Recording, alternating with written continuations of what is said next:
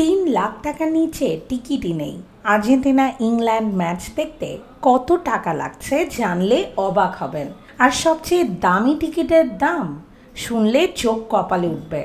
এটা শুধু একটা ফুটবল ম্যাচ নয়, বিশ্বকাপের সবচেয়ে আলোচিত লড়াইগুলোর একটি আর্জেন্টিনা বনাম ইংল্যান্ড।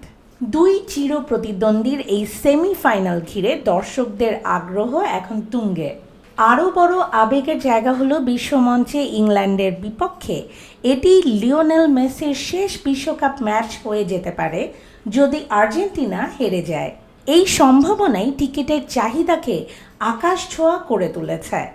এবার শুনুন দামের কথা।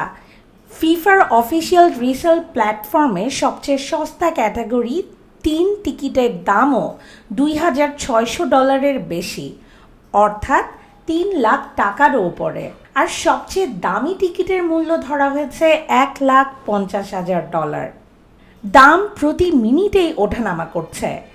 মজার বিষয় হলো এর ঠিক আগের কোয়ার্টার ফাইনালে আর্জেন্টিনা সুইজারল্যান্ড ম্যাচ ছিল পুরো বিশ্বকাপের সবচেয়ে সস্তা ম্যাচগুলোর একটি। সেখানে সর্বনিম্ন টিকিটের দাম ছিল $800।